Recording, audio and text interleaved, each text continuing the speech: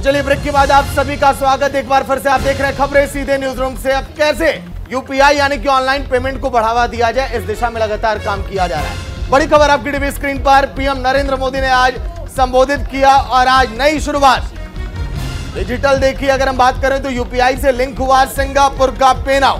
दुनिया भर में यूपीआई लोकप्रिय दिन प्रतिदिन, और ऐसे में इसे नए युग की शुरुआत कहा जा रहा है। भारत और सिंगापुर के नागरिकों को बहुत अब लाभ मिलेगा, क्योंकि अगर हम बात करें कोरोना काल की, जिस दौरान अरबों रुपए ऑनलाइन ट्रांसफर किए गए। विदेशों से लोगों को पैसा भेजने के लिए पहले सोचना पड़ता था, लोगों को कतारें लगानी पड़ती थी, लेकिन अब धीरे धीरे इस प्रक्रिया को आसान किया जा रहा है। न्यूज इंडिया आज के दिन आपको यह भी बताएगा आगे कि कौन कौन से ऐसे देश हैं जहां पर यूपीआई ट्रांजैक्शन को बढ़ावा दिया जा रहा है। नीतू, बिल्कुल, तो एक नए युग की शुरुआत हो गई, और इस नए युग की शुरुआत में जिस तरह से अभी हम हिंदुस्तान में देखते थे कि यूपीआई बहुत आसान, क्लिक के जरिए आप पैसा कहीं पर भी ट्रांसफर कर देते थे, अब सिंगापुर में पे नाउ से लिंक हो गया यूपीआई। तो ऐसे में समझने की जरूरत है कि आखिर इस नए युग की डिजिटल तरीके से शुरुआत कैसे हुई है, ये जान लेते हैं।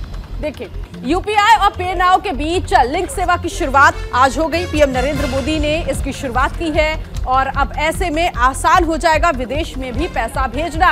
भारत और सिंगापुर के नागरिकों को इससे लाभ मिलेगा, फायदा पहुंचेगा। तो एक जो डील अब ये पूरी हुई है, क्योंकि इसका जिक्र पहले भी प्रधानमंत्री नरेंद्र मोदी कर चुके हैं कि आने वाले वक्त में डिजिटल प्लेटफॉर्म जो है हिंदुस्तान का, वो देश के बाहर भी बढ़ता हुआ नजर आएगा। यूपीआई और पे नाउ का लिंकेज भारत सिंगापुर संबंधों में एक मील माना जा रहा है। 2022 में यूपीआई के जरिए लगभग 12,06,000 अरब रुपए से अधिक के 74 अरब लेन देन हुए हैं। पीएम नरेंद्र मोदी ने आज अपने संबोधन में बताया, डिजिटल भुगतान बुनियादी ढांचे के वैश्वीकरण को आगे बढ़ाने में महत्वपूर्ण भूमिका निभा रहा है।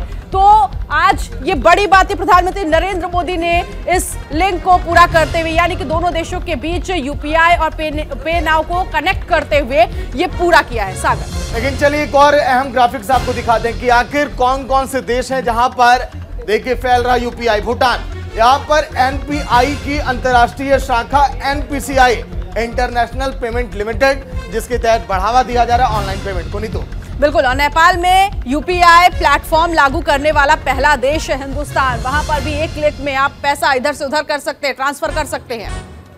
लेकिन वही अगर बात करें मलेशिया की, तो मार्केट ट्रेड एशिया से साझेदारी और बैंक खातों में सीधे यहाँ पर पैसा मिल रहा है। कई ऐसे देश हैं देखिए जहां पर किस तरह से यूपीआई फैल रहा है। नहीं तो बिल्कुल, तो ये वो तमाम देश है जहां पर यूपीआई कमाल कर रहा है। ओमान की बात करें तो रुपे कार्ड और यूपीआई प्लेटफॉर्म उपयोग हो रहा है। यहाँ पर रुपे कार्ड का जलवा देखा जा रहा है, वहां पर भी यूपीआई कनेक्शन बहुत ज्यादा है।